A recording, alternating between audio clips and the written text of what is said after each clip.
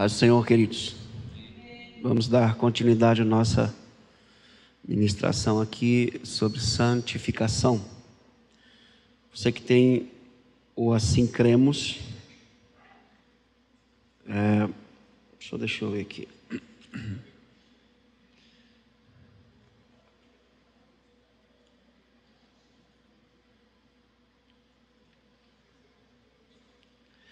Página 275.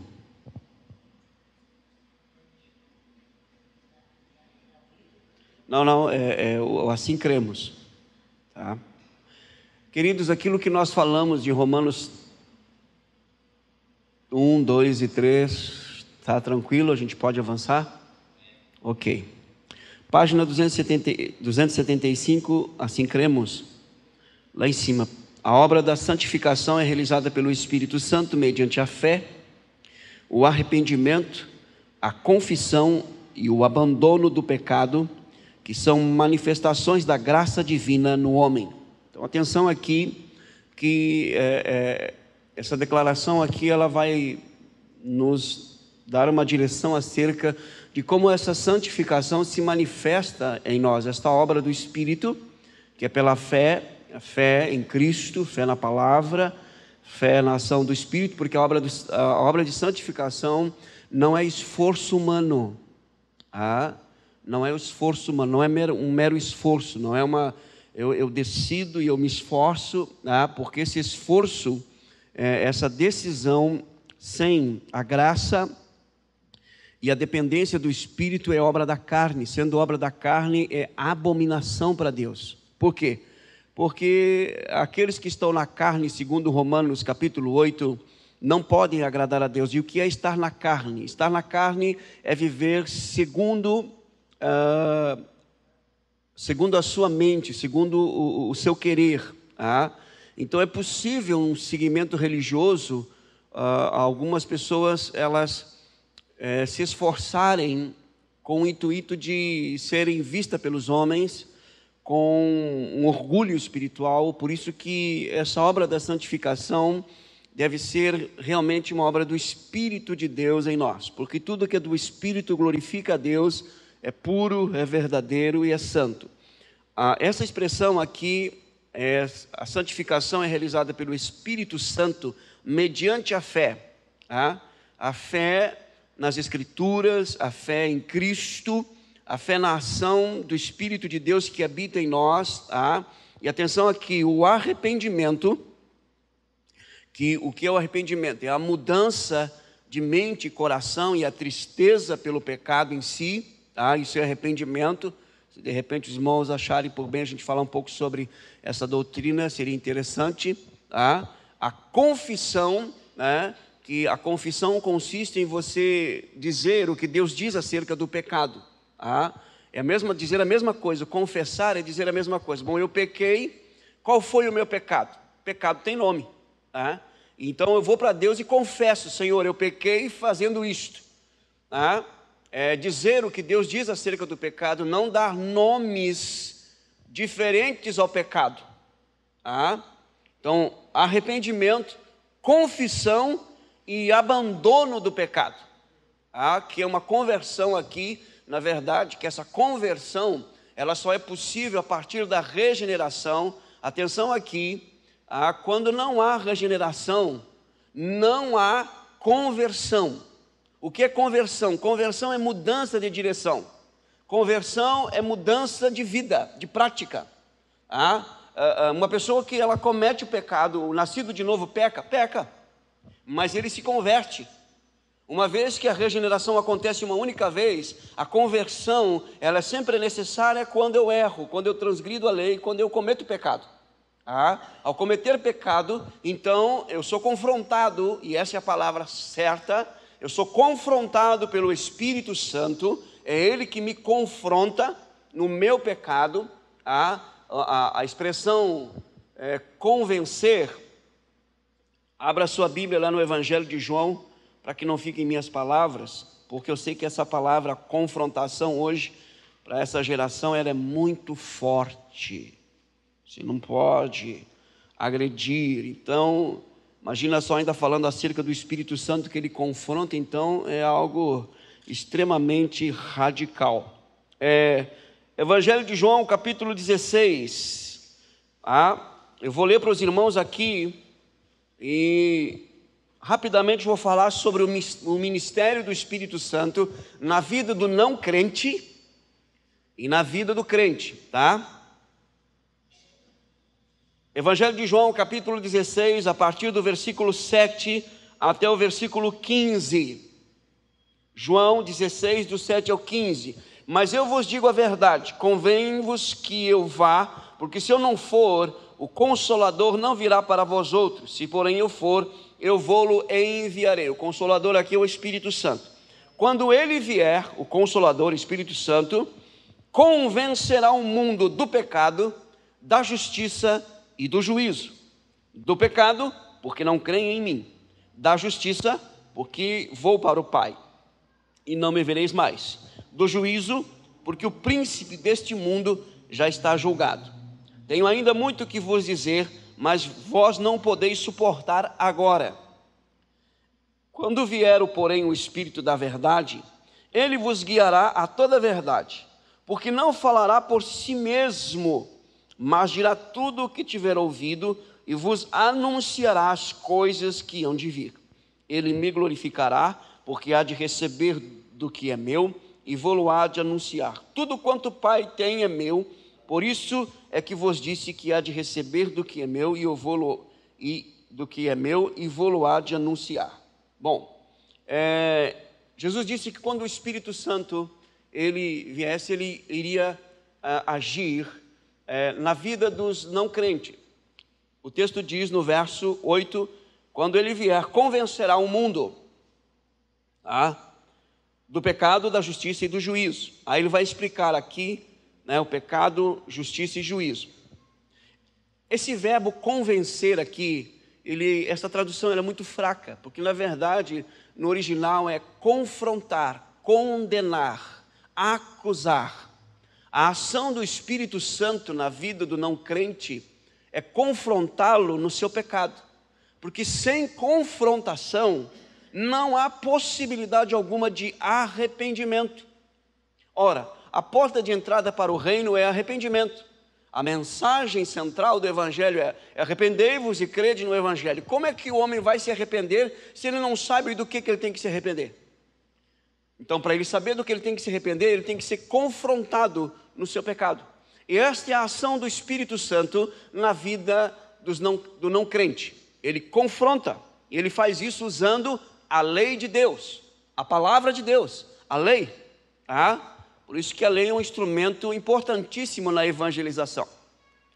Porque a lei vai condenar, e o homem, estando debaixo de condenação, ou ele corre para Cristo, ou ele continua debaixo de condenação e morre condenado. Então, a ação do Espírito de Deus é convencer, isto é, confrontar o homem do seu pecado. Primeiro, convencer o homem do pecado. O que significa do pecado? O pecado de não crer em Cristo, o pecado de rejeitar a Cristo como único meio de salvação, de vida eterna, de perdão de pecados.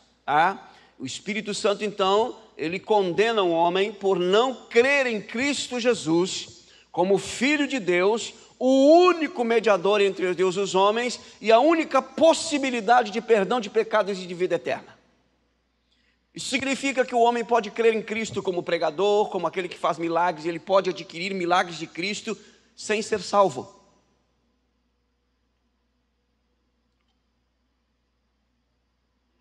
Ok?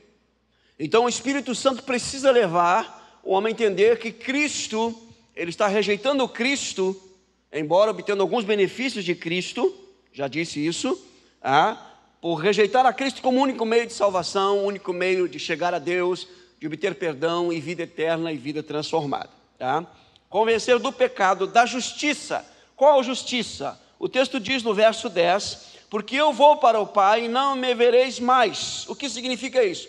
Cristo veio, se fez pecado, se fez maldição, sofreu, foi crucificado, morto, sepultado, ao terceiro dia ressuscitou, ficou 40 dias com os discípulos, subiu o assunto aos céus, está à destra do Pai. Ele não vem mais para morrer. Ele cumpriu a justiça do Pai. Ele vem agora para julgar. Então ele não vai morrer de novo. É isso que é o que o texto está dizendo aqui. Da justiça, porque eu vou para o Pai e não me vereis mais. Eu cumpri. A obra da salvação está completa. Está feito. Foi realizada.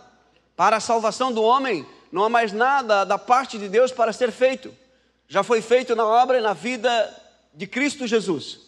E por isso Cristo subiu assunto aos céus. Lembrem-se de que quando Jesus se encontrou foi para ser batizado por João Batista, e João Batista disse: eu que preciso ser batizado, tu vens a mim. Qual que foi a resposta de Jesus? Convém que nós cumpramos toda a justiça. Por isso que ele está dizendo aqui que o Espírito Santo convence o mundo da justiça, dizendo para o mundo que Cristo já morreu. A obra da salvação já foi feita, não há mais nada a ser feito. Então não está nas mãos de Deus nesse aspecto. Isso aqui é bem confrontador. É bem confrontador. Em terceiro lugar, do pecado, da justiça e do juízo. O Espírito vai convencer o homem que há um dia de juízo, porque o príncipe deste mundo já está julgado, e todos aqueles que rejeitam a Cristo estão debaixo da autoridade deste príncipe. Quem é esse príncipe? Satanás. Então o Espírito Santo vai convencer o homem dizendo: olha, há um dia de juízo, há um dia de julgamento, e o príncipe deste mundo já está julgado.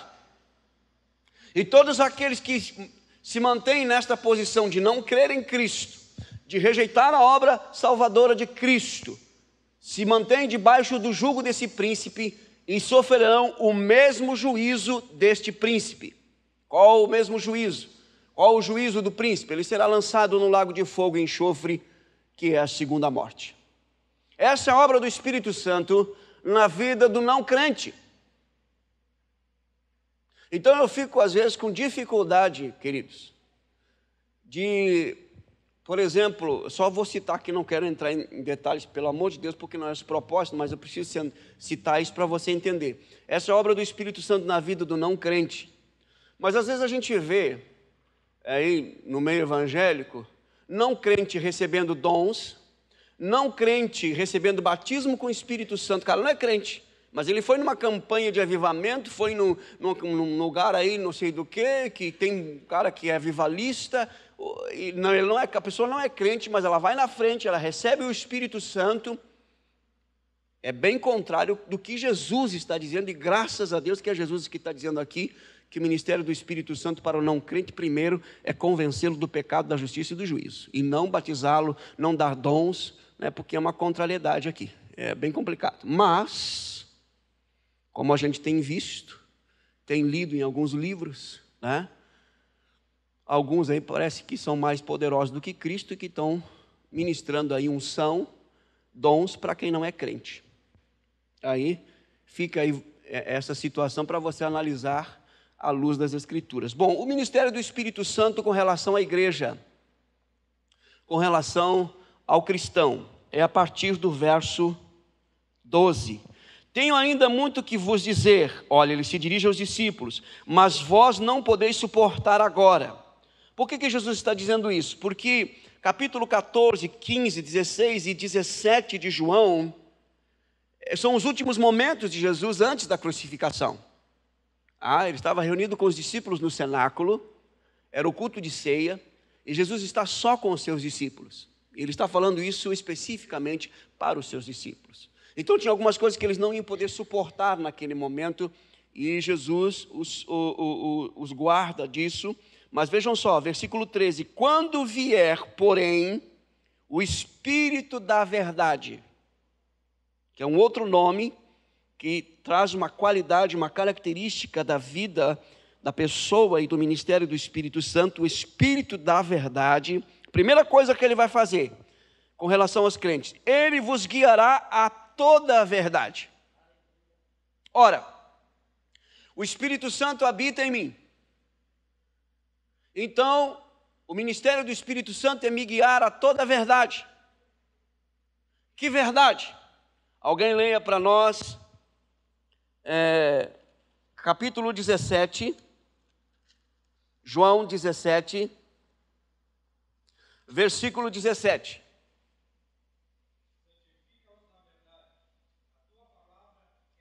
Então, atenção aqui, são palavras de Jesus. Santifica-os na verdade, a tua palavra é a verdade. Se o Espírito da verdade me guia toda a verdade, o que ele usa para me guiar a toda a verdade, queridos? Minhas emoções, meus sentimentos, minha razão? Ele usa a palavra. Daí a importância da leitura, da meditação, do estudo, da memorização, da proclamação e da prática da palavra, porque esta é a obra santificadora do Espírito em nós. Não há santificação sem a palavra de Deus sendo aplicada em nós pelo Espírito de Deus.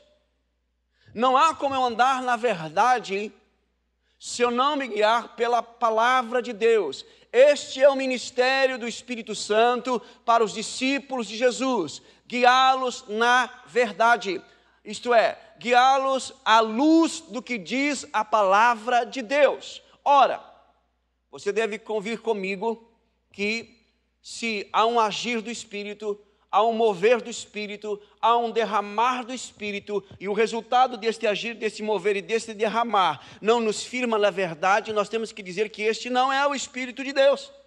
Você concorda comigo ou não?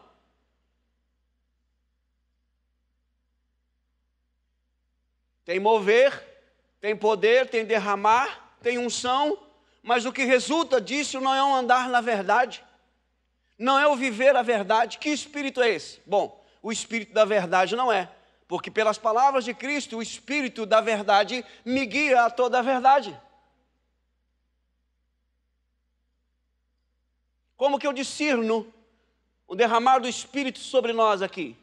É o que vai resultar desse derramar é um andar na verdade, um viver na verdade, o se deixar levar pela verdade que é a palavra de Deus. Não, mas houve um derramar aqui, uma unção, um mover, um agir, um fogo santo. E o que resultou disso? Não, só isso. No mínimo deve ser colocado em dúvida. Porque Jesus está dizendo que a primeira coisa do Espírito Santo, a primeira ação do Espírito de Deus na vida do discípulo é guiá-lo a toda a verdade. Não podemos desassociar, ou melhor, divorciar o que está unido por Deus, Espírito Santo e palavra. Quando os saduceus chegaram para Jesus e disseram para Jesus: olha, Jesus, tem uma mulher aqui, ela casou, o esposo faleceu, casou com outro, assim, casou com 7, todos eles morreram, né? Não era para casar, né? Porque já viu que o primeiro e o segundo casou, morreu, então não casa. Mas casaram, morreram. Bom, quando eles ressuscitarem, porque eles não criam em ressurreição, qual que vai ser o esposo dela na ressurreição? O primeiro ou o sétimo? Ou o segundo, o terceiro ou o quarto? Qual a resposta de Jesus? Errais por não conhecer as Escrituras e o poder de Deus. Ora, Escritura e poder de Deus não se divorciam, andam juntos. Como que eu discerno que é o poder do Espírito Santo? A verdade do Evangelho. É a palavra. Se não é palavra, pode ser poder, mas não é o poder do Espírito, irmãos. E isso aqui é de suma importância para nós. Falando de santidade, o que nos leva a crescer em santidade é a ação do Espírito Santo aplicando a palavra de Deus no nosso viver. Opa, alguém entendeu? Segundo, tenho ainda muito o que dizer, versículo 13, quando vier o Espírito da verdade, ele vos guiará a toda a verdade, porque não falará por si mesmo, mas dirá tudo o que tiver ouvido e vos anunciará coisas que hão de vir. Atenção, que uma das características da terceira pessoa da Trindade, que é o Espírito Santo, ele não fala de forma independente do Pai e do Filho. O Espírito Santo não fala de forma independente do Pai e do Filho. Isto é, não há nenhum ensino do Espírito Santo que Deus, o Pai, não tenha falado e que o Filho não tenha ensinado. Vou repetir aqui, irmãos. Não há nenhuma revelação do Espírito Santo nas Escrituras, ou nós recebermos uma revelação do Espírito Santo hoje, que o Pai não tenha falado e que o Filho não tenha ensinado. Por que digo isso? Primeiro, porque esta é a afirmação de Cristo. Ele não falará de si mesmo, mas do que recebeu e de que ouviu, do Pai e do Filho. Ora, hoje nós temos revelações e ensinos do Espírito Santo que o Pai nunca falou e que Jesus nunca ensinou. Nós temos literaturas que falam acerca do Espírito Santo e do ministério do Espírito Santo e ensinos de revelações do Espírito Santo que o Pai nunca falou e que Jesus nunca ensinou. Que espírito é esse, irmãos? Espírito de Satanás, né, irmã? Foi bem direto aqui. Uma das coisas que eu aprendi com o meu velho pai. Meu velho pai, ele fazia assim, ó. Ele pegava um livro para ler. Ele pegava o livro e a sua Bíblia. E na medida que ele ia lendo o livro, ele ia comparando com o que diz as Escrituras. E eu pegava os livros dele para ler também, e estava sempre marcado, às vezes um ponto de interrogação, e eu lia, era uma afirmação do autor, um ponto de interrogação e alguns textos do lado, e eu ia verificar o texto, a afirmação do autor estava ao contrário do que o texto estava dizendo. A palavra é a nossa única regra de fé e prática. Você pode ler qualquer livro, não tem problema nenhum não, desde que você esteja sob a luz das Escrituras. Então, quando eu falo aqui, hoje eu parei um pouco de citar alguns livros para não escandalizar os irmãos, e por amor, talvez, ser um pouco mais compreensivo e não parecer tão arrogante como, segundo alguns, me analisam, eu parei um pouco de citar nome de livros e de autores aqui. Mas eu quero chamar a sua atenção em relação a isso. Cuidado com o que você lê. Nós devemos nos alimentar da palavra e ler bons livros. E esses bons livros não é uma leitura que nós gostamos ou aquilo que nós queremos ler. São aqueles que mais se aproximam das Escrituras. Se você quer crescer em santidade, maturidade cristã, leia bons livros. Leia bons livros. Porque nós somos também o que lemos. Pode ter certeza disso. Então, o Espírito Santo, ele não tem uma ação independente. Versículo 14, ele me glorificará, porque há de receber do que é meu e vou-lo há de anunciar.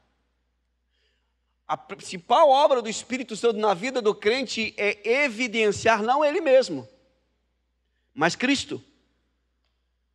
Ele me glorificará, porque glorificando o Filho, o Pai e o Espírito são glorificados. Mas note, toda a ação genuína do Espírito Santo não coloca o Espírito Santo em evidência, coloca Cristo. Porque o único membro da Trindade que se fez carne, morreu e ressuscitou foi Cristo. Então qualquer ensino, qualquer pregação que evidencie o Espírito Santo acima de Cristo, ela é anticristã. Pessoas e ministros que ensinam que o Espírito, agora esta é a era do Espírito Santo, e que tudo é o Espírito Santo e nada Jesus, é o espírito do engano. Porque não glorifica Jesus. A única maneira de Cristo ser glorificado é Ele estar sempre em evidência. Quando eu identifico uma ação do Espírito, uma obra do Espírito, quando Cristo está em evidência. A obra santificadora do Espírito de Deus em mim está me transformando à semelhança de Cristo. Esta é a certeza que eu tenho de que Ele está agindo na minha vida. Quanto mais cheio do Espírito eu estiver, mais parecido com Cristo eu vou ser. Ok, queridos? Versículo 15. Tudo quanto o Pai tem é meu. Por isso é que vos disse que há de receber do que é meu e vou-lo-á de anunciar. Não há separação aqui no ministério do Espírito Santo acerca da obra do Pai e do Filho. Mais uma vez, ele não age de forma independente. Ele glorifica a Cristo e transmite aquilo que ele recebeu do Pai e do Filho. Bom, e uma das coisas que o Espírito Santo faz em nós é justamente, queridos, nos levar ao arrependimento, à confissão e o abandono do pecado. Tá? Abandonar o pecado. Tá? Esse abandonar o pecado é o que Jesus falou. Deixa eu ver aqui se eu lembro do texto, porque eu não marquei o texto aqui, mas os irmãos vão me ajudar. Onde que está escrito lá que Jesus fala, se a tua mão direita te faz pecar, corta e joga fora? Alguém procura esse texto para nós aí. Está aqui no Evangelho de Mateus, Marcos, está por aí. Vou procurar aqui, quem achar primeiro aí, cita para nós. Que eu não estou lembrando a referência aqui.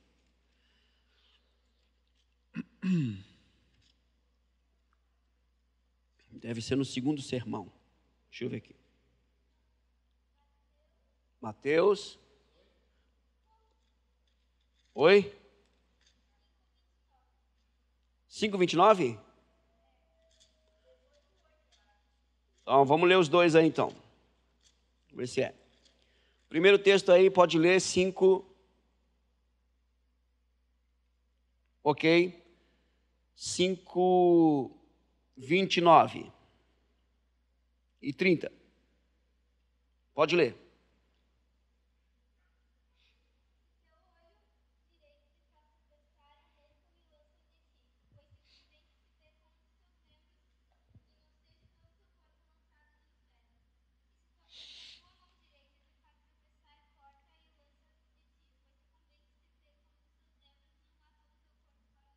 Isso aí. Vamos lá para Mateus 18:8. Pode ler também, Mateus 18:8.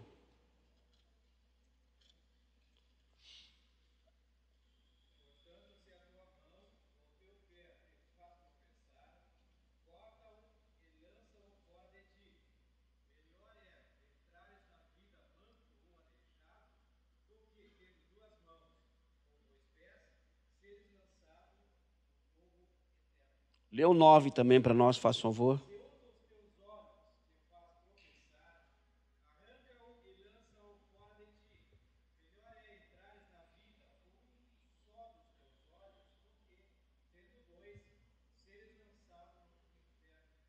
Ok? Lembrando que quando a palavra inferno saía dos lábios de Jesus, ele não estava se referindo ao Sheol, ou Hades do Antigo Testamento, né? Que é o lugar dos mortos, mas nos lábios de Jesus, a palavra de inferno, a tradução é o Geena, o lago de fogo e enxofre, ok?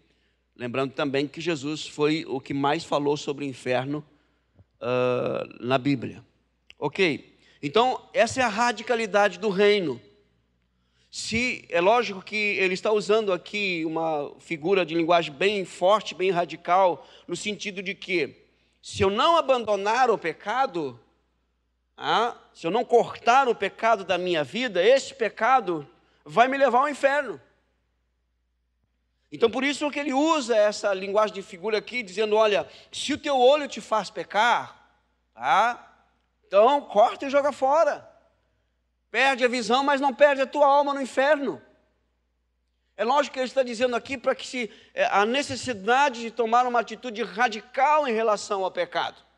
É isso que ele está falando aqui, o que Jesus está falando aqui, é que a Bíblia chama de abandonar o pecado. Quer dizer, a evidência de arrependimento da obra santificadora se dá justamente, queridos, nesta manifestação de confessar, arrepender-se, né? E confessar e abandonar o pecado. Vamos lá para Provérbios, que é um texto também que fala sobre essa questão. Eu vou ter que achar aqui também, porque Ultimamente eu não tenho lido a Bíblia, então quando eu não leio a Bíblia, eu não lembro dos textos. Aquele versículo em Provérbios que diz o seguinte: aquele que encobre as suas transgressões jamais prosperará, mas o que confessa e deixa alcançará misericórdia. Oh, aleluia! Temos um irmão que lê a Bíblia. 28:13. Lê para nós aí. Ok, esse mesmo.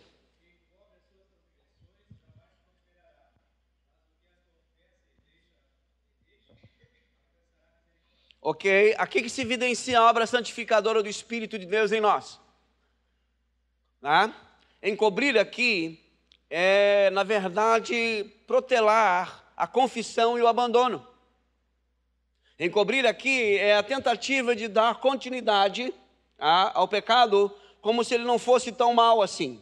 Então, quando eu me deparo com a realidade do pecado, confrontado pelo Espírito, à luz das Escrituras, o que eu tenho que fazer? Eu tenho que confessar e deixar. E nisto consiste o arrependimento, e esta é a obra santificadora do Espírito de Deus em mim. É isto que João Batista falou sobre frutos dignos de arrependimento e frutos de justiça. Frutos dignos de arrependimento. Quando eu sei, ou quando você sabe que eu me arrependi? Porque eu falei que estou arrependido? Porque a minha vida está demonstrando que eu me arrependi. Eu confessei e abandonei o pecado. Isso é arrependimento. Porque se eu digo que eu me arrependi e continuo, não houve arrependimento, queridos. E a Escritura é bem clara nisso. Então, a obra santificadora, ela se evidencia nesse fato. O que encobre as suas transgressões, ele esconde, ele oculta, ele continua fazendo as escondidas, ele jamais prosperará. Lembrando que na linguagem de Provérbios do Antigo Testamento, ser próspero está muito ligado a um relacionamento profundo com Deus. Ser próspero é ter saúde espiritual, ter saúde emocional, mental, física, é ter família restaurada. Então engloba toda a prosperidade, é um bem-estar de vida segundo os princípios que Deus estabeleceu como fruto de um relacionamento profundo com Deus. Isso é prosperidade no Antigo Testamento. A prosperidade não está ligada necessariamente a bens materiais, mas uma vida que é administrada à luz das Escrituras, com o temor de Deus. Um exemplo, Jó.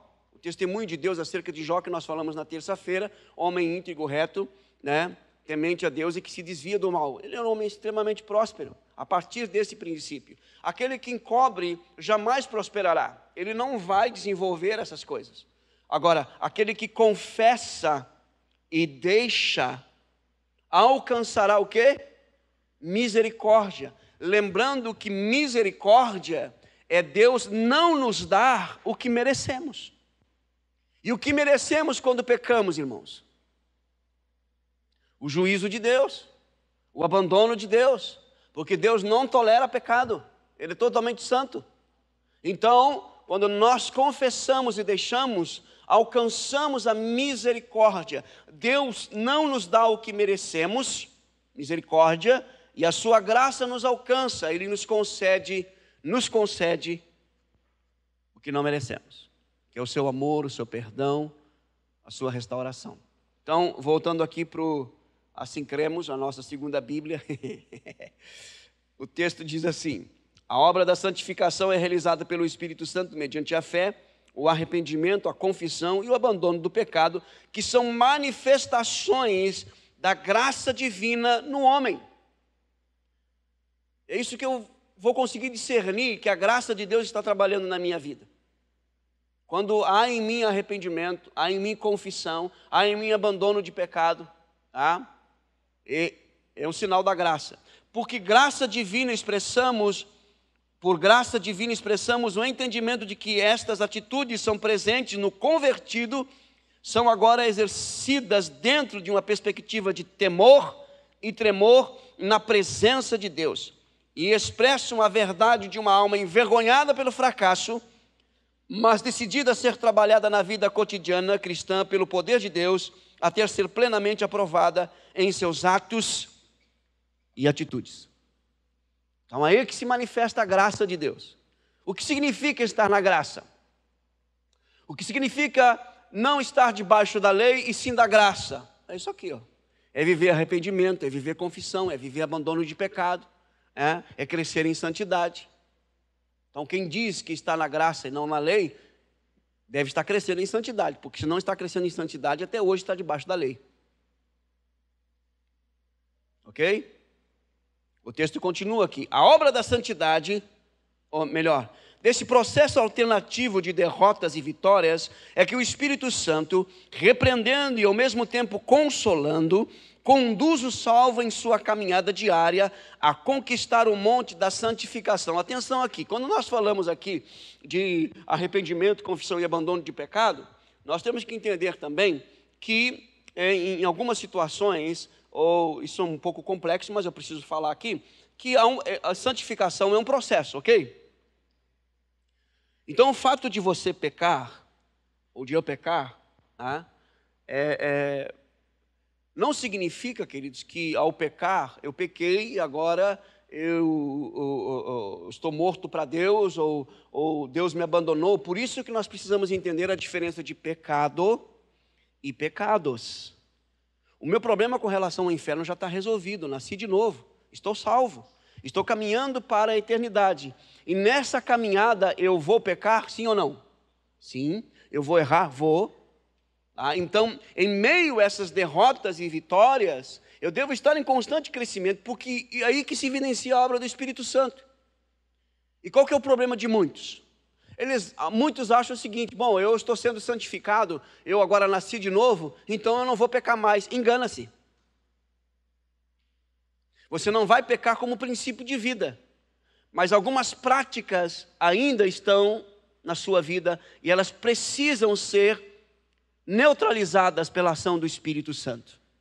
Por isso que eu disse para os irmãos, a pessoa que se converte, quando ela é confrontada no seu pecado, é porque ela é regenerada.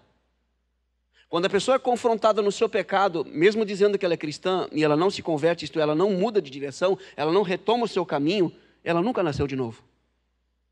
Um exemplo clássico aqui, nós já falamos, é entre a vida de Saul e Davi. Saul pecou? Pecou. Davi pecou? Pecou.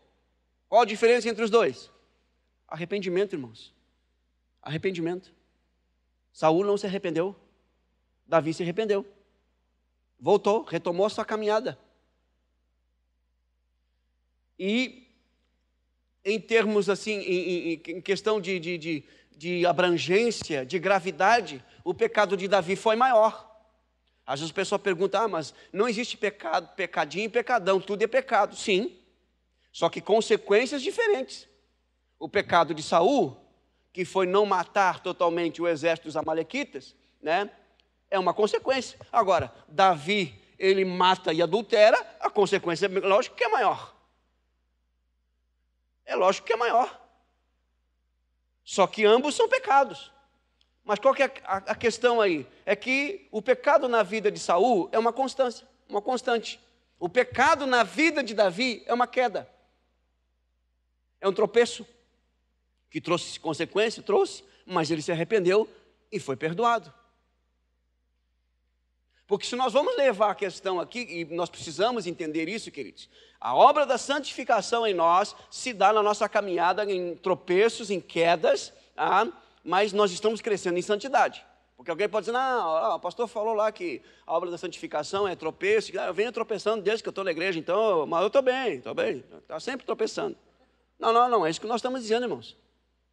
Não é isso? E eu preciso que você entenda essa questão. Não só em relação à sua vida, mas em relação também aos seus irmãos em Cristo. Porque é da nossa natureza esconder o nosso pecado, colocando em evidência o pecado dos nossos irmãos, infelizmente. E nós precisamos mudar isso. Sabe quando que eu não coloco em evidência o pecado do meu irmão? Quando eu sigo o princípio que Jesus ensinou. Tira a trave do teu olho. para depois tirar o cisco no olho do teu irmão. Todos nós pecamos. Então, quando alguém peca e se arrepende e demonstra frutos de arrependimento, nós temos que ter o cuidado seguinte. Paulo escreveu a sua segunda carta aos Coríntios dizendo o seguinte: olha, aquele irmão lá, quando ele escreveu a primeira carta, que ele pecou, ele cometeu um pecado lá, ele teve relação sexual com a madrasta, ele foi disciplinado, ele se arrependeu, voltou, alguns irmãos perdoaram e outros não. Na segunda carta, Paulo responde: olha, o irmão se arrependeu, ele deve ser acolhido, porque se nós não perdoarmos, Satanás alcança vantagem sobre nós. Então nós temos que estar atentos a isso, queridos. Outra coisa, lembrar que quando nós vamos a Deus em arrependimento, nós clamamos a Deus por misericórdia e buscamos o perdão de Deus, e nós queremos a longanimidade, a bondade e a paciência de Deus para conosco. O mesmo deve ser com os nossos irmãos. O mesmo deve ser com os nossos irmãos. Então nós precisamos muito da graça, do discernimento, do conhecimento das Escrituras. Tem gente aí que é residente no pecado porque não se deixou ser trabalhado, porque não foi trabalhado, muitas vezes não foi acolhido como deveria ser acolhido por nós, igreja, e continua. Mas ele é responsável. Lógico que ele é responsável pelo pecado. O pecado é uma responsabilidade pessoal. Por que pecou? Porque quis pecar. Porque quis pecar. Não, ninguém peca não querendo. É ruim, hein? Isso trabalhou na mente dele. Nós, na última aula, nós falamos aqui sobre o processo de tentação, queridos. Cada um é tentado pela sua própria cobiça, quando esta o atrai e seduz. E uma vez o pecado sendo consumado ou concebido, gera morte, ok? Mas também temos que levar em consideração o fato de que nós precisamos ser trabalhados por Deus através da vida uns dos outros. Por isso as Escrituras estão constantemente dizendo, principalmente no Novo Testamento, que nós devemos nos instruir uns aos outros na graça e no poder do Espírito de Deus. Então, quando nós olhamos para nós, e buscamos a misericórdia de Deus, queridos, nós devemos fazer isso com os nossos irmãos também. Primeira bem-aventurança, a segunda, bem-aventurados que choram, porque serão consolados. E o choro ali é o choro por causa do pecado. Quando que eu choro pelo pecado dos outros? Quando eu aprendo a chorar pelos meus.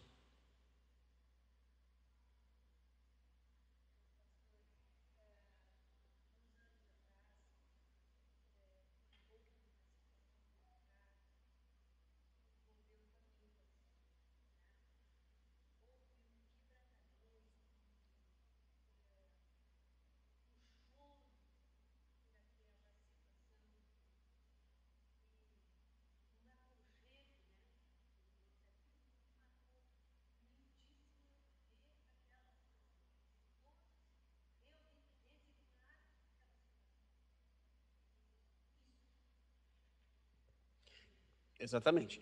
E isto é o mover do Espírito. Porque ele é consolador. Nós precisamos entender isso, queridos.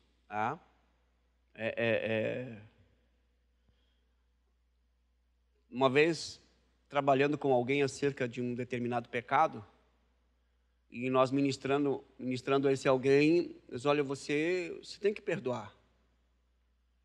Aí a pessoa disse assim: o senhor diz isso porque não foi com o senhor. Se fosse com o senhor, o que o senhor faria? Eu disse: desculpa, mas eu não sou padrão. O padrão é as Escrituras. Independente com quem aconteça, é um mandamento que Deus diz que você tem que perdoar. Nós não somos, nesse sentido, referência para ninguém. A referência são as Escrituras. Não importa com quem aconteça. Mas se fosse com o seu filho. Mas se fosse com o seu pai, com a sua mãe. Se fosse com o senhor. Não é essa a referência, queridos. A referência são as Escrituras. Ou eu estou equivocado, irmãos? Porque quando eu uso esse argumento para não liberar perdão, eu também uso o argumento para continuar pecando. Mas fulano faz pior do que eu. Mas fulano não é minha referência é Cristo.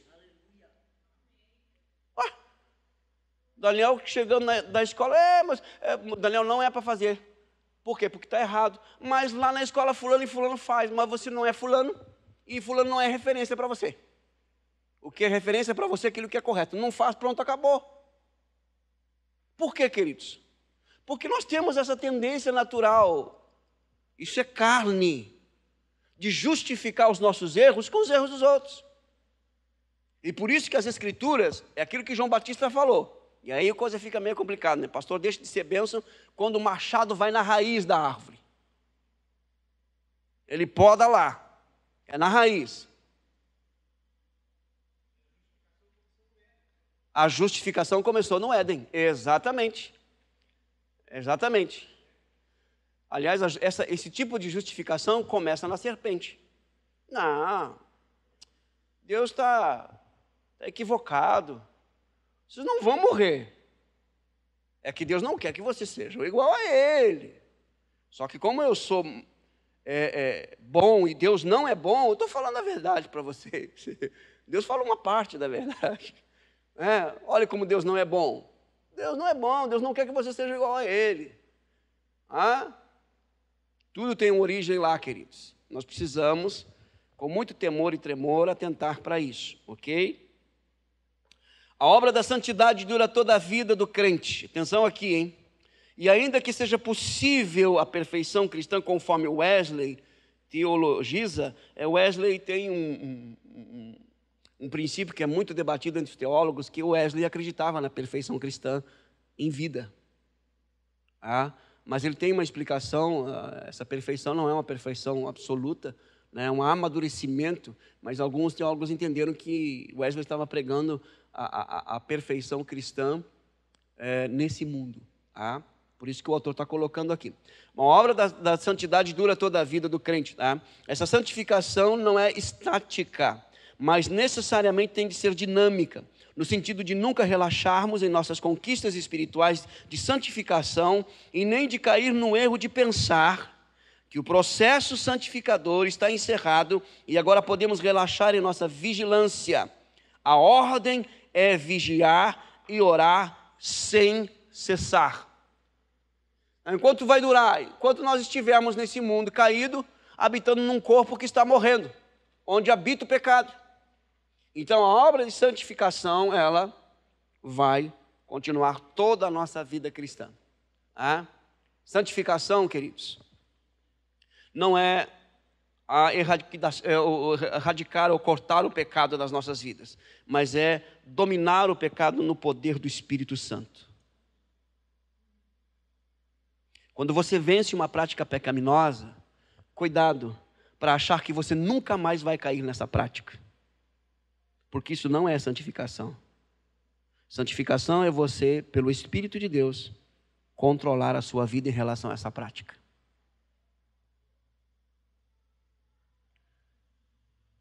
Nós precisamos entender essa verdade. O novo princípio diretor da vida que o Espírito Santo dá ao crente deve ser utilizado visando o aperfeiçoamento do mesmo, buscando continuamente o auxílio do próprio Deus.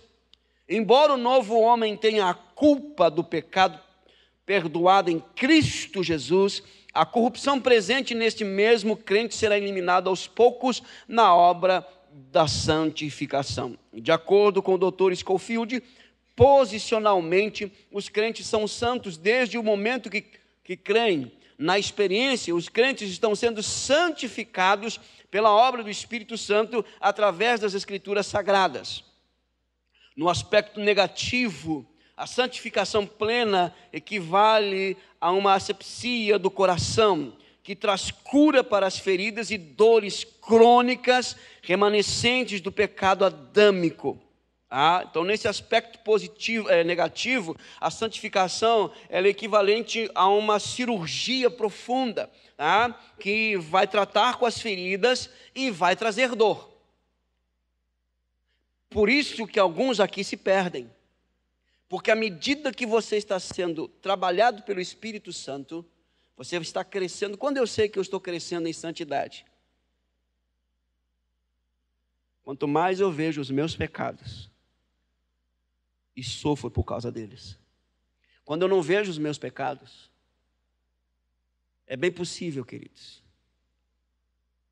que eu esteja andando independente do Espírito de Deus. Você quer ver um exemplo? Eu estou a essa distância daquela luz lá. Ó. Ah, nessa distância tem algumas coisas que eu enxergo. Devido à distância, a luminosidade é uma. Mas quanto mais eu me aproximo daquela luz, mais eu vou enxergar coisas, não que não existiam, elas sempre estiveram ali. Só que agora eu enxergo, porque eu estou mais próximo da luz. Quanto mais você se aproxima de Deus, mais a luz santificadora do Espírito mostra os seus pecados. Eles estão lá. Então tem muito crente que entra em crise, porque está buscando a Deus, está buscando o Senhor em santificação, e começa a se deparar com pecados que ele achava que não tinha, mas que estão lá. Aí eles, não, mas eu não nasci de novo, eu não sou crente. Não, você nasceu de novo, você é crente, só que você está crescendo, e a luz de Cristo está trazendo a sua realidade. Não é o contrário, querido. Não, quanto mais eu me santifico, menos eu vejo pecado. É ruim. Se santificação é uma obra purificadora do Espírito de Deus, querido, é a iluminação do Espírito de Deus através da palavra, na nossa realidade, na nossa corrupção moral. Então, quanto mais eu me aprofundo na intimidade com Deus, mais eu me deparo com o meu coração que precisa ser constantemente trabalhado. E é aqui que muitos desistem, porque esse aspecto negativo aqui, ele é terrível. Ele é doloroso.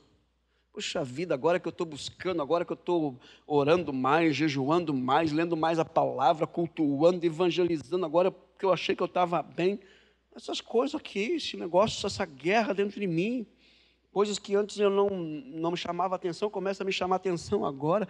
Por que isso? É porque o morto não sente nada disso, irmãos. Agora você tem vida. Não é assim? Que foi aquele pastor que falou para aquele camarada lá, que ele estava reclamando das dores, antes ele não sentia nada da realidade da vida. Pastor, antes eu não sentia nada disso, dessas coisas aí, agora é adversidade, é luta, é tentação. Por que isso, pastor? É que morto não sente nada, você estava morto. Agora você tem vida. Agora você vê, agora você ouve, agora você sente, agora você percebe. Por quê? Porque a vida de Deus está na sua vida. Vez por outra vem alguns irmãos conversar conosco, pastor, pelo amor de Deus, ora por mim aí, porque eu estou perdido, eu não nasci de novo. Mas por que você não nasceu de novo? Porque eu estou lutando com coisas que eu não lutava antes, pastor, que eu não me incomodava, mas agora me incomodo. Então é porque você nasceu de novo. Quando você não se incomoda com o pecado, você está morto. Agora, quando ele incomoda você não quer mais isso na sua vida, isso é uma obra do Espírito Santo na sua vida. Você está entendendo ou não? Então, a minha oração é que você esteja sempre em crise. Crise profunda. Crise. Pastor, uma crise. Que é bom, irmão. Então, já sabe, se você vir conversar comigo e dizer que está em crise, graças a Deus, aleluia, irmão. Vou orar para que você se mantenha em crise até Cristo voltar. Aí você vai estar deixando o Espírito de Deus trabalhar na sua vida. Lembrando que eu não faço esse tipo de oração, hein? O pessoal que veio já falar comigo que pediu oração porque estava perdido, não estava nascido de novo, eu não orei. Você não vai orar, não. Você não precisa de oração. Você precisa continuar no seu caminho. Porque essa é a obra do Espírito de Deus na sua vida. Dá uma hora aí, pastor, eu vou orar o quê? Para Deus parar? Para você não sentir mais? Bom, então ele vai ter que te matar. Aí. Pode levar, Jeová, pode levar que está pronto. No aspecto positivo, é a libertação, a conversão do indivíduo inteiro a Deus, a fim de buscar e conhecer sua vontade, que passa a ser o júbilo da alma. Meu Deus, a alegria, o prazer da salvação está no fato, queridos, que no aspecto positivo da santificação, né? Libertação de práticas pecaminosas. Entenda uma coisa, eu não lembro se eu falei aqui, acho que eu falei só para os jovens, o aspecto ali de Romanos capítulo 6, que Nós fomos livres, né, do senhorio do pecado. Estamos sendo livres da prática do pecado. Então não existe nenhuma prática pecaminosa para você que nasceu de novo que você não possa vencer. Porque é o princípio da vida de Deus na sua vida. Você pode vencer qualquer prática pecaminosa. Não se engane. Porque nós não estamos falando aqui, queridos, de orientação comportamental. Nós não estamos falando de pensamento positivo. Nós não estamos falando de antropologia, sociologia, filosofia segundo o mundo. Nós estamos falando daquilo que o apóstolo Paulo escreveu aos Romanos. Não me envergonho do Evangelho, porque é o poder de Deus para a salvação. É disso que nós estamos falando.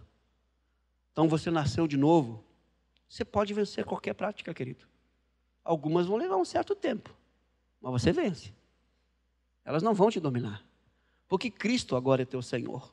Então, esse aspecto positivo da santificação, a conversão, você se voltar mais para Deus, Satanás não vai colocar no teu coração fome de Deus, querido. Desejo de estar com Deus em oração, de ler a palavra, de buscar as coisas de Deus, isso não é obra do diabo. A não ser que o diabo esteja louco, né? Deve estar doido o diabo se converteu. Está colocando no meu coração vontade de orar, né? Isso é obra do Espírito de Deus, irmão. Isso é obra do Espírito Santo. Esse é o júbilo da obra santificadora do Espírito de Deus em nós, que gera em nós uma alegria e um prazer em Deus. Por isso o maior sermão já pregado em toda a história, o Sermão do Monte, ele começa bem-aventurado, feliz, ditoso, muito feliz. Então vamos lá para a página 276. Até aqui tudo bem? Os irmãos não estão entendendo nada. Eu fico feliz, porque aí eles vão voltar para tentar entender, né? Página 276, definição, a palavra santo no Antigo e no Novo Testamento. Dentre os estudiosos do assunto, há uma concordância geral acerca das palavras do Antigo e do Novo Testamento, que trazem em si mesmas os conteúdos significativos de santo. Assim, temos as palavras kadosh e kodesh, provavelmente oriundas de kadar, cortar, em sentido cultual, ser afastado, separado do impuro, do profano, daquilo que é comum, e destinado para o serviço de Deus no Antigo Testamento. Uma vez aceita a origem semítica da palavra kadosh, a mesma vem de uma raiz que expressa separação ou extirpação, aplicada à separação ou consagração de uma pessoa ou algum objeto para o uso divino. Atenção aqui, a palavra santificar, a partir do seu significado no Antigo Testamento, a raiz é cortar, é separar. Quando nós somos santificados, nós somos separados do pecado para Deus, do mundo para Deus. Ele corta, ele separa. Há um cortar aqui, uma separação.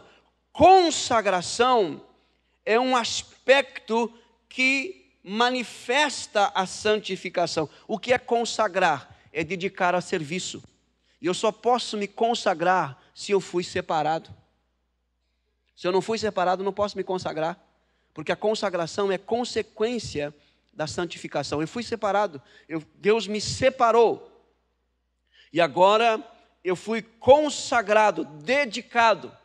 Você está entendendo isso ou não? Isso aqui é importância para a prática de vida. Então entenda uma coisa, a partir da conversão, você foi separado para Deus, você é propriedade exclusiva de Deus. Deus te separou do mundo, do pecado, do diabo, você pertence a Deus. Consagração agora, você vai se dedicar a Deus e à vontade de Deus. Por que tem muita gente que não cresce em santidade? Porque não se dedica, porque não se consagra. Porque não entende. Bom, eu fui santificado, eu fui separado. Eu fui separado do pecado, então eu vou me dedicar a Deus e às coisas de Deus. Eu vou priorizar isso na minha vida. Isso não vai ser uma necessidade na minha vida, vai ser uma prioridade. Eu vou priorizar Deus na minha vida. Eu vou priorizar as coisas de Deus. Quer ver um exemplo bem prático? Colossenses capítulo 3. Vamos para lá. para a gente entender essa questão aqui. Colossenses, capítulo 3.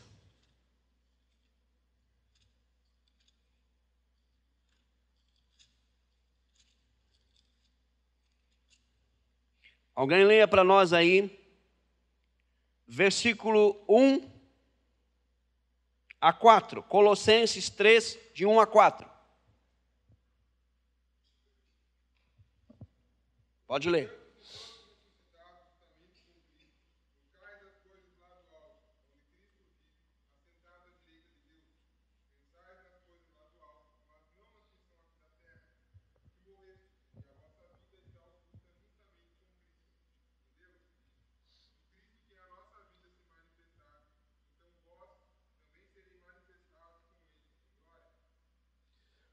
Vejam que Paulo está dizendo, por isso, porque ele vem trabalhando no argumento anterior, que é a mesma coisa aqui, se fostes ressuscitados juntamente com Cristo, isto é, ele está falando aqui da experiência do novo nascimento. Então ele vai dizer, bom, por essa razão, você nasceu de novo, você se converteu, você é de Cristo agora, o que você tem que fazer? Você agora como filho de Deus, você agora como alguém que está em Cristo, busque e pense nas coisas lá do alto e não nas que são aqui da terra. Porque você tem uma nova vida agora. Isso é a santificação. Você foi separado. Você pertence a Deus. Como é que eu coloco isso na prática? Consagração. O que é buscar as coisas lá do alto e não as daqui da terra? O que são as coisas lá do alto? Ele responde a partir do verso 5. Versículo 5 diz assim, ó: fazei, pois, morrer a vossa natureza terrena. Essas são as coisas da terra. O que são as coisas da terra? Prostituição, impureza, paixão lasciva, que é aquele acesso de raiva, desejo maligno e avareza, que é a idolatria. Isso são as coisas aqui da terra. Isso são as coisas daqueles que vivem segundo o curso deste mundo. Então, eu devo buscar as coisas lá do alto. Então, eu tenho que entender primeiro o que são as coisas aqui da terra. Ele fala, continua falando aqui, verso 6. Por estas coisas vem a ira de Deus sobre os filhos da desobediência. Ora, nestas mesmas coisas andastes vós também no outro tempo. Atenção aqui para o andar, porque o andar revela a quem nós estamos dedicados. O andar revela o nosso nível de consagração, o objeto da nossa consagração. Se eu me consagrei a Deus, eu vivo de acordo com a vontade de Deus. Se eu estou consagrado a mim mesmo, ao mundo, ao pecado, eu vou andar nas coisas aqui da terra, que já foi citado aqui: prostituição, impureza, paixão lasciva, desejo maligno e avareza, que é a idolatria. Verso 8. Agora, porém, despojai-vos igualmente de tudo isso, mas coisas aqui da terra: ira, indignação, maldade, maledicência, linguagem obscena do vosso falar. Não mintais uns aos outros. Mentira, porque vos despistes do velho homem com os seus feitos. Essas são as coisas aqui da terra. Quais são as coisas lá do alto que nós devemos buscar e pensar, que é um ato da vontade e da mente, que agora pertencem a Cristo? O texto diz no verso 10: e vos revestistes do novo homem, que se refaz para o pleno conhecimento, segundo a imagem daquele que o criou. Qual o novo homem?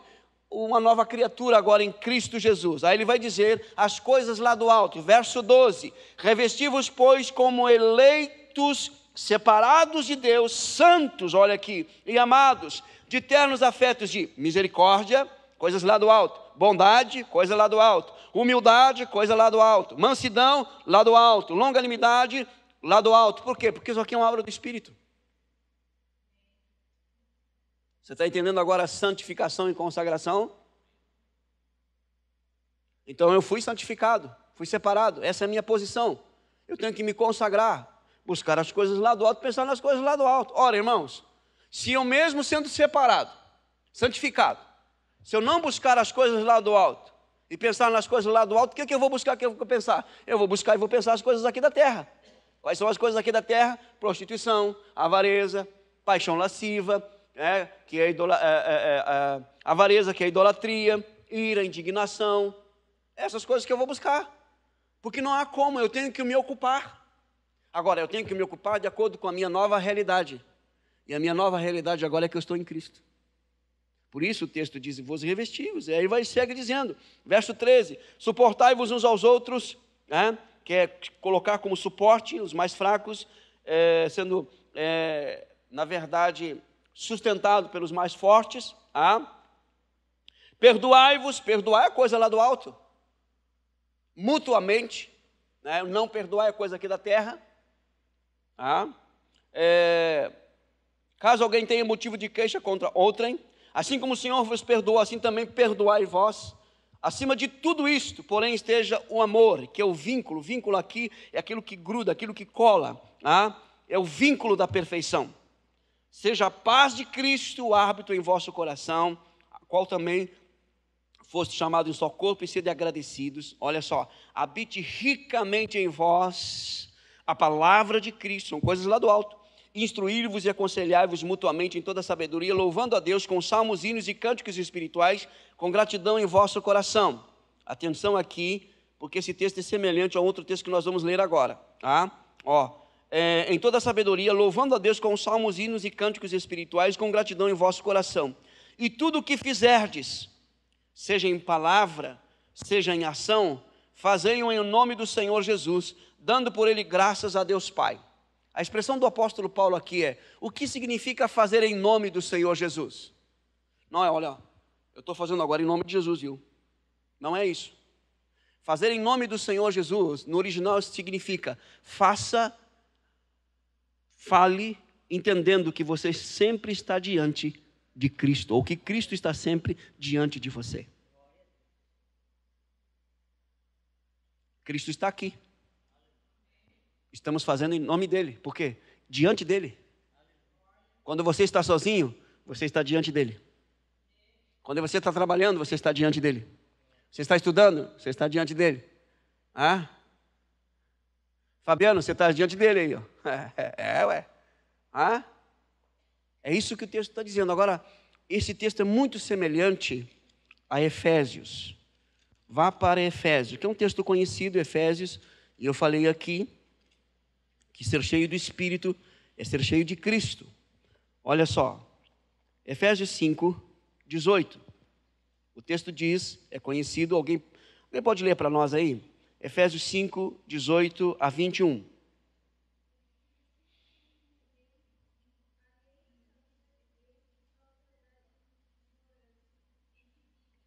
Não, só um pouquinho, 5, 18. Ok. Isso.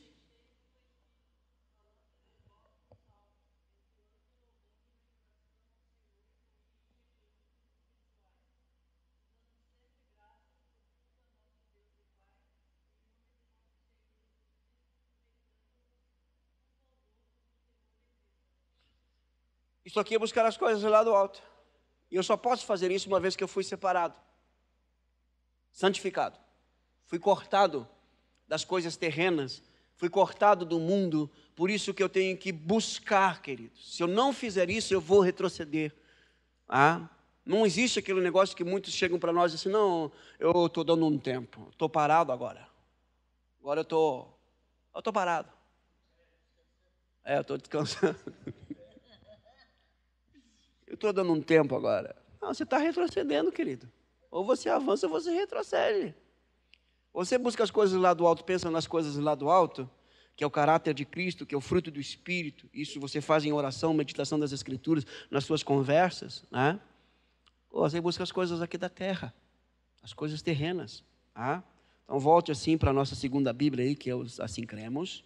Você entendeu agora a palavra no Antigo Testamento aí? Kadosh, santidade, cortar, um sentido cultual, ser afastado, separado do impuro, do profano. Por isso que uma das funções do sacerdote era ensinar a diferença entre o santo e o profano, aquilo que foi separado e dedicado a Deus e aquilo que é comum, que é normal. E o perigo aí de não tornar comum, não profanar o que é santo. O que é profanar o que é santo? Lidar com aquilo que é santo de maneira comum.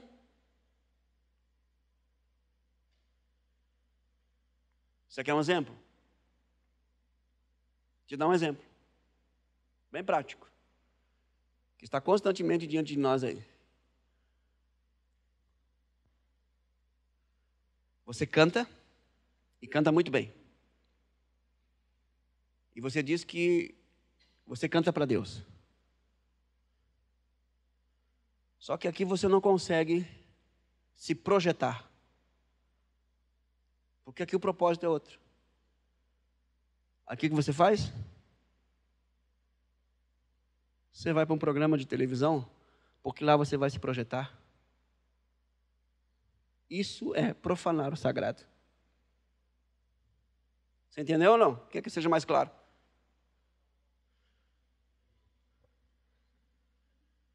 Aí tem um monte de crente na frente da televisão. É crente. Vamos torcer, vamos orar. Abençoa, Jesus. Dá graça, Senhor.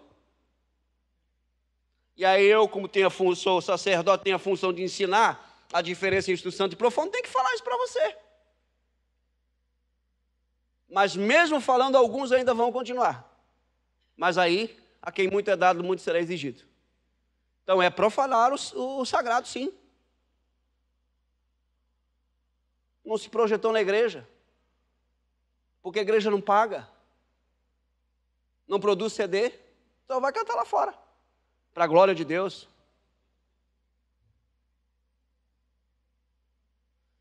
E aí depois que é projetado, não, agora eu tenho que me manter, né? Tem que cobrar, ué. Eu tenho que cobrar, ué. E aí, vou te dizer uma coisa. Quando eu profano o que é santo, saindo dos santos, para me projetar no meio dos ímpios, eu me prostituo com aquilo que Deus me deu, porque aquilo que Deus me deu de graça, eu agora vendo. E eu vendo para os santos. E santo que compra, se prostitui. Então, vamos voltar para cá que eu já estou perdendo. Vamos voltar para o Espírito aqui. Deixa eu terminar aqui a palavra no santo no Novo Testamento e depois a gente encerra, que o nosso tempo já está acabando aqui. No Novo Testamento, Agios é o equivalente mais próximo do hebraico kadosh e tem o mesmo significado fundamental de separação. E, por conseguinte, de consagração a Deus. Notem aqui, queridos, que tanto no Antigo como no Novo Testamento, uma vez santificado, imediatamente consagrado. O que evidencia a santificação é a consagração e a dedicação. Ora, eu fui separado por Mamon, eu vou me consagrar ao Mamon. Eu vou viver em virtude da mentalidade de Mamon. Eu fui santificado por Deus. Eu vou me consagrar a Deus. Como você sabe que eu fui separado? É pelo meu nível de consagração. A minha vida gira em torno de quem? De Deus. Por quê? Porque eu fui santificado por Deus e eu estou consagrado a Deus. Consagração não tem como separar, é uma consequência. O termo grego ósios, que equivale ao hebraico rashid, subentende a correta relação para com Deus, em que o indivíduo aparece como santo ou piedoso, e geralmente vem acompanhado da expressão amado por Deus. Amado por Deus. Neste último sentido, é que o Messias é chamado o santo em Atos 2, 27. Isto é, amado por Deus. Por quê? Porque aquilo que Deus separa para si, usufrui do amor de Deus. Queridos, uma coisa é Deus me amar. Outra coisa é eu viver o amor de Deus. E como eu vivo o amor de Deus? Quando Ele me separa, e a partir daí eu me consagro a Ele. A minha devoção a Deus, as minhas afeições, os meus sentimentos voltados para Deus, a profundidade das minhas afeições, da minha devoção a Deus, está intimamente ligado à minha consagração a Ele. Quanto mais eu me consagro, mais minhas afeições, sentimentos, emoções e vontade estão centradas nele. Por isso que Jesus falou para a igreja de Éfeso, que nós acabamos de ler aqui: tenho, porém, contra ti, que abandonaste a tua devoção, a tua consagração, a tua dedicação. Tu continua fazendo as mesmas coisas. Está no automático. Tu continua sendo ortodoxo, bíblico, né? Sofrendo perseguição. Continua fazendo as coisas corretas, né? Denuncia os falsos apóstolos. Porém, O que te motiva a fazer isso não é mais a tua devoção a mim, não é mais a tua consagração, as tuas afeições por mim, elas esfriaram. Aí nós temos uma igreja que fora separada, porém se perdeu na sua consagração. Portanto, nós já sabemos que santificar é cortar, é separar. Querido, olhe para mim. Nesta noite, pelo Espírito Santo, eu quero te lembrar que você foi separado por Deus. Então, continue consagrando-se a Ele. A sua vitória nas práticas pecaminosas ao longo da sua caminhada cristã depende muito da sua consagração a Ele. Sua dedicação a Deus, de se alimentar de Deus, de se encher de Deus, das coisas de Deus, buscando e pensando nas coisas lá do alto. Feche os seus olhos, curve a sua cabeça. Uma vez que você foi separado, como está a sua consagração a Deus? A sua consagração a Deus. O que Deus colocou nas tuas mãos para servi-lo e servir o seu povo, você tem feito conforme a sua consagração, a sua devoção, a sua dedicação, uma vez, repito, que você foi separado? Nosso Deus e nosso Pai, nós te damos graças porque outrora, separados de Ti, hoje fomos separados para Ti. E nisto consiste o ser santo, porém santificação se dá na consagração, na devoção, na dedicação. Ora, uma vez que Tu nos separastes para Ti, Senhor, nos cortando do pecado, do mundo, Senhor, da carne, Pai querido, a obra do Teu Espírito deve se evidenciar em nossa dedicação a Ti. E nesta noite nós Te pedimos, Pai, pelo Teu Espírito, reacende em nós a chama da devoção, da consagração. Livra-nos, ó Pai, de estarmos no automático, fazendo as coisas porque nós sabemos, mas que venhamos a fazer o que sabemos, segundo as Escrituras, movidos pelo amor profundo para contigo, amor este que nos alcançou primeiro, pois Tu nos amaste primeiro, ó Pai. Restaura em nós, ó Deus, a sensibilidade do que é santo, a sensibilidade, ó Deus, daquilo que é puro, para que não venhamos na nossa caminhada profanar, tornar comum aquilo que é santo, aquilo que é puro, Senhor. Ajuda-nos, pois a obra que Tu começaste em nós, a boa obra que Tu começaste em nós, Tu és fiel para completá-la até o dia do Senhor Jesus Cristo. Te damos graças e oramos no nome de Cristo. Amém e amém.